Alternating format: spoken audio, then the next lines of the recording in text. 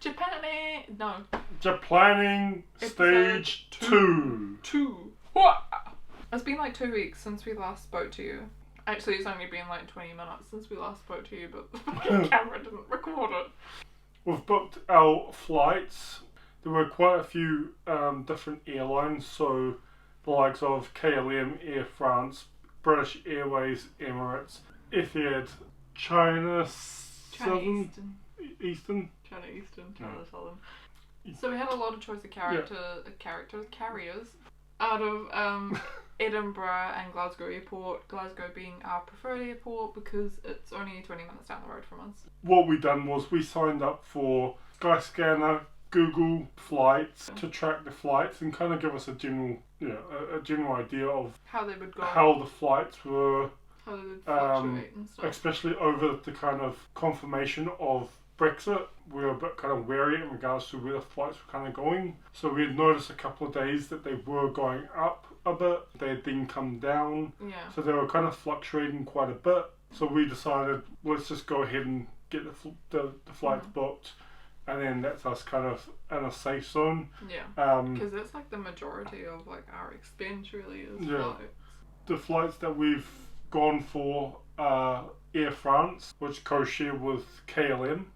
We've got a couple of different stops and we'll experience a couple of different long-haul flights. We're flying out from Glasgow, as Emma says. Our first flight is at 10:45 in the morning from Glasgow. We fly into Schiphol Airport, which is Amsterdam, and we arrive in there at about 1:20, and we're there. So that flight's with KLM as well. We then go from Amsterdam into Narita and arrive in Narita the following day at 8:35 in the morning. So we only have like an hour and a 15-minute layover in Schiphol, so hopefully we can grab something to eat in that time, but we'll just get off our flight and go to our next gate because we don't really like eating plain food, but to be honest, if we don't have the time, we don't have the time to pick something up in the airport.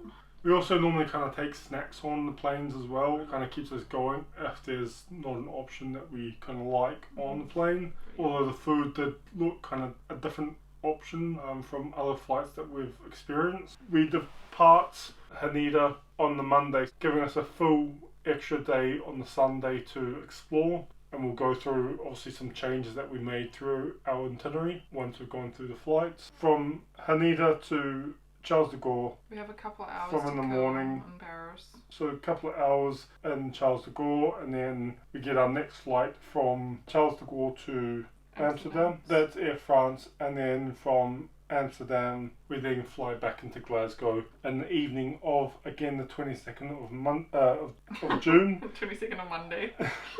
And we should be arriving at about 10:15. We personally thought these were the best flights. There were other options for flight times. However, a lot of them were flying out of Narita rather than Haneda, which is about 50 minutes to an hour just outside of Tokyo. Yep. So if you have the travel time or you're staying out in that area, maybe a more preferred place of stay for yourself. We're staying pretty city centre in Tokyo. There's a direct train line that takes you straight to Haneda. We've added that extra day because the morning flights on the Sunday, the night flights on the Sunday were either A, more expensive, B, ridiculous layovers, or C, they were flying out of Narita, so it was like it wasn't a preferred option. So if we take all them and try and get the best of the bunch, then that's how our Haneda flight on the Monday worked out pretty much the same price, even though we're staying an extra night. Yeah, we get a whole extra day to explore. Also, the flight times flying into Tokyo, it was about 13 hours and 50 minutes, I believe. Yeah, total, including your stopovers. Including the stopovers, which is fantastic. Obviously, coming back, you want to get there as soon as you can. Yeah. On the way back, you're not really that fast. You're on your way home. You've done your travels. You're kind of tired. You just want to You do want to get you home. do want to get home, but obviously you're more kind of chilled about getting home. You're not going on holiday, so you don't need a rush to get there to do everything like you plan. the opposite of everyone else. We don't care about going home. We care about getting there. The Sunday night flight was getting us in the same time as the Monday flight is anyway, so It was quite long layovers, which kind of put us off those flights. And whereas like a couple of hours in Charles de Gaulle, a couple of hours in Schiphol, like it's fine.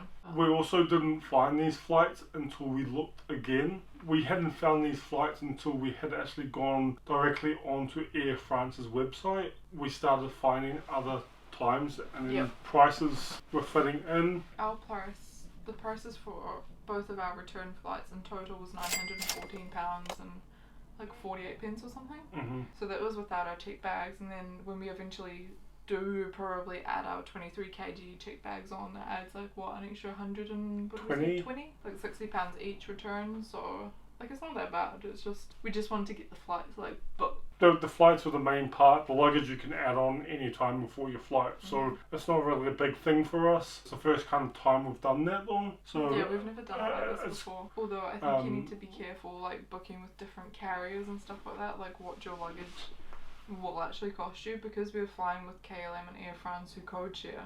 We can book our bags straight there and straight back on the one like £60 leg, whereas if you're booking with like Air France and then, for instance, for talking sake, British Airways, then you could potentially end up paying two £60 charges. Mm-hmm. So it's worthwhile maybe taking that into account. So itinerary has changed. We're there for an extra night now. So we arrive on the 12th and we fly out on the 22nd. So our original plan still stays with flying into Tokyo, travelling straight down to Osaka, doing our first couple of days down there. The part which has changed is from Osaka. Our original plan was to travel back up to Tokyo, stay in Tokyo. However, we were planning on hiring a car and traveling to Mount Fuji ourselves for a day to obviously get that experience. Mm-hmm. We're not going to hire a car anymore. We're getting the train pass. We may as well make the most of it. Mm-hmm. So rather than coming all the way back up to Tokyo, what we're going to do is we're going to cut across and go towards Yokohama. There are storage facilities at train stations that you can store your luggage in. Lockers are big enough to store large suitcases in them, so it gives you a chance to put them in there, go and explore the city if you have some time. Obviously, depending on when and what time, etc., and when the trains are, we may get a chance to explore a bit of Yokohama. Hopefully we do. If not, it's not the end of the world. We'll be back. Of course. We haven't even been yet, but we'll be back. And then there's another stop before we get to... I think there's another 2 stops actually before we actually get to Mount Fuji. So we're staying in a hotel right outside the train station. It's right outside. I think it's the Mount Fuji station. I don't remember the exact name of the actual... Yeah, Mount Fuji station it says on Google Maps. So it's called the Fujisan Station Hotel. We're going to pay 23,200 yen. Again, this is a cancellation rate. If we find something cheaper, once we have the funds to actually directly pay the hotel in advance, we may change that. The hotels that we've been looking at are all pay as you arrive at the hotel. Found it really easy to just go ahead and book something. If you need to change something, if you need to change a date, it's really, really easy like on hotels.com. Yeah, you literally just change the dates. Your reservation stays like pretty much exactly the same apart from the date. We've got 2 nights that we're staying there. First night we'll be arriving. We probably won't get a lot done on the evening of that night. The next day we'll be out early doors. We're looking at possibly hiring electric bikes or electric scooters so that we can kind of get around and view the local kind of area. There's temples. What do they call it? Like Kawanaka. Kanagawa Guchio? Something like that, anyway. There's temples, there's lakes, there's all sorts of things to do in the area. I think it's quite spread though, so I think bike rental is actually quite popular in the area. Wanted to also check out the outlet while we're in the area. Which is called the Gotemba Outlet Mall. We haven't been, since the last time we went to America, we haven't literally bought any clothes. Usually our outlet malls is our trip where we buy everything that we need, and we haven't been for ages. And it's also operated by Simon, which I thought was really weird. Yeah, so they're operated by the American outlet malls. And it's right out Mount Fuji. You can get like a private transfer. I think it's. So was the hotel that we booked, did that not have free transport shuttle buses? That has transport to the Kanagawa-Guchio, the train station that's there. So we can get a train back and forth. Like if we can't rent bikes, or for whatever reason we don't rent bikes or whatever. We want to kind of spend... We want to get out early. As much as we can, exploring, getting some photos of Mount Fuji. There's also the theme park that we've obviously seen, and it kind of, you can see Mount Fuji from the rides. It seems really cool, but it's just, again, it's gonna really depend on time. Like we might have to do that like the day we check out or something.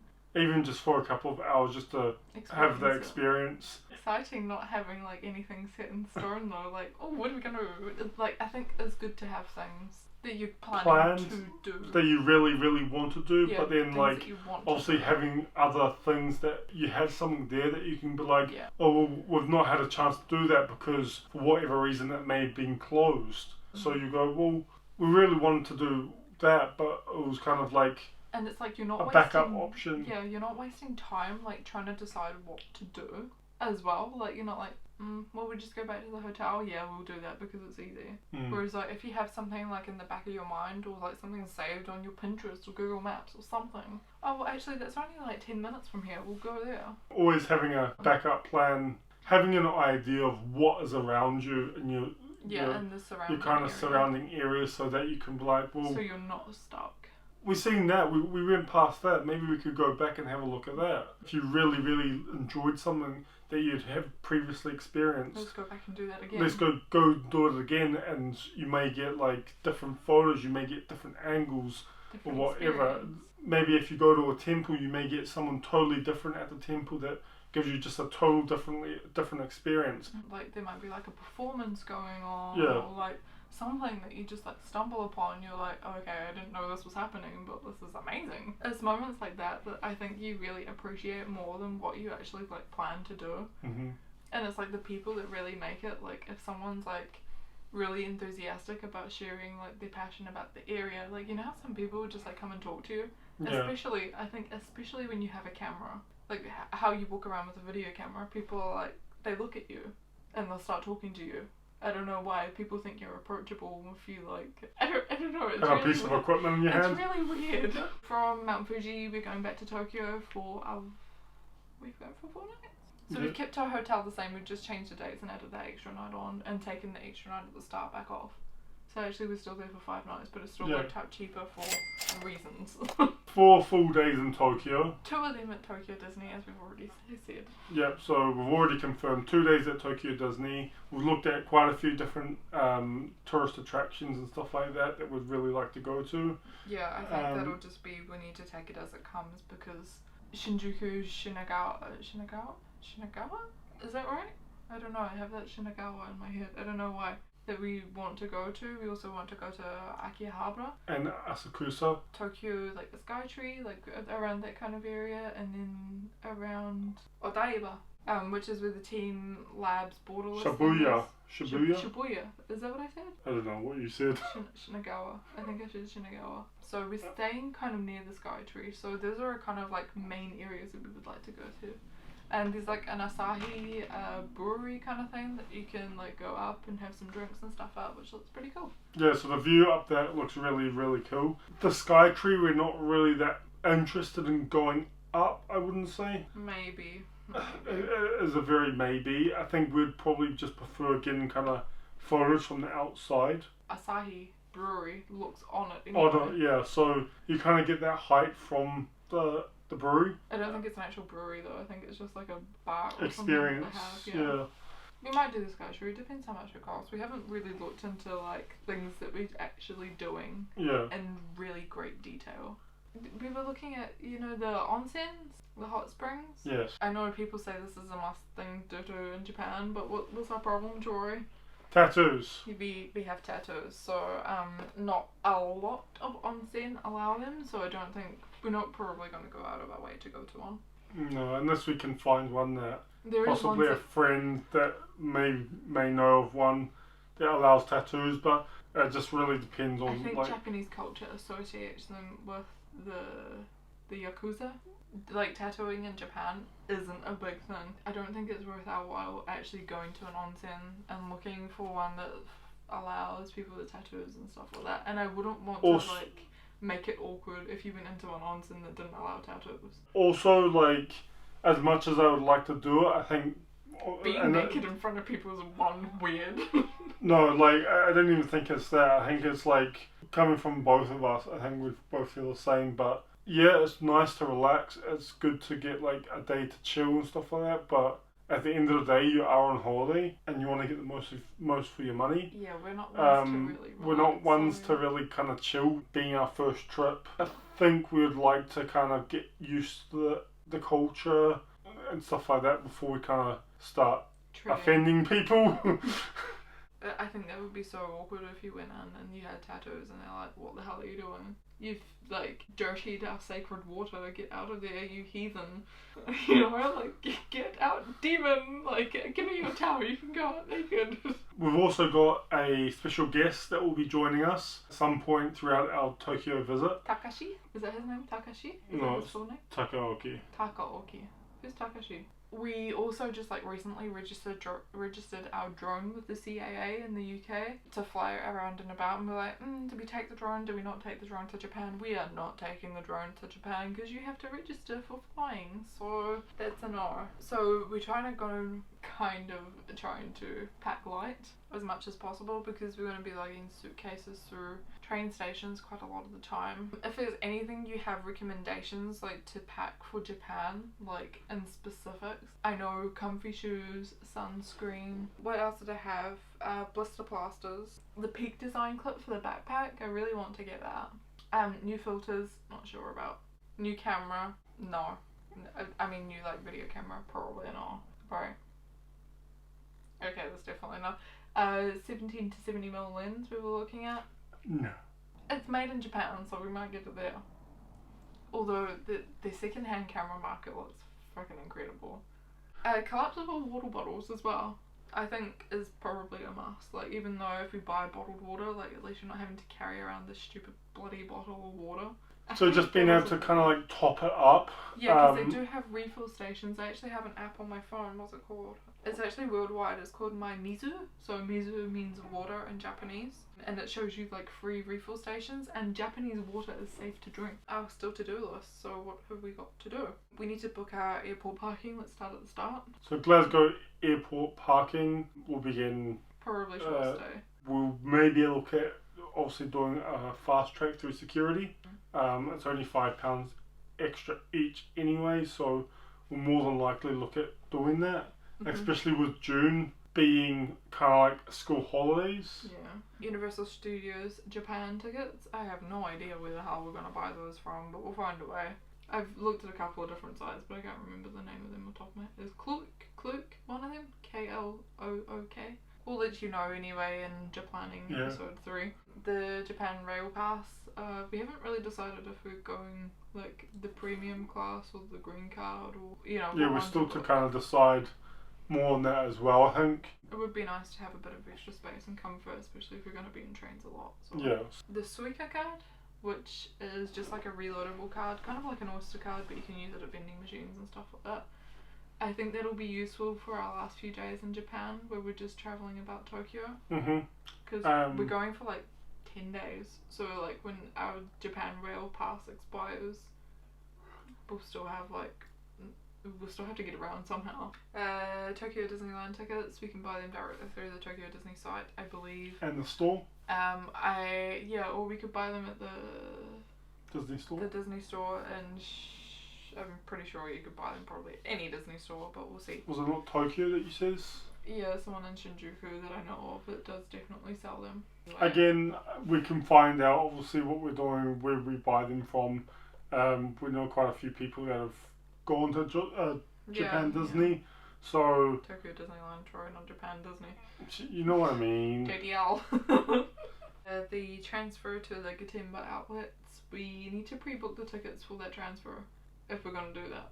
And I think it's about £15 each. We'll see. So the actual outlet mall puts on a shuttle bus from the actual like Kanagawaguchiyo I hope I'm saying this right. Kawaguchio! Yeah, I'm probably making a total ass of that, but yeah, they put on a bus, but you need to pre-book your seat. If you do not pre-book your seat, you will go into a standby place. If there's any space left, you can go on the bus. If not, you can go to hell.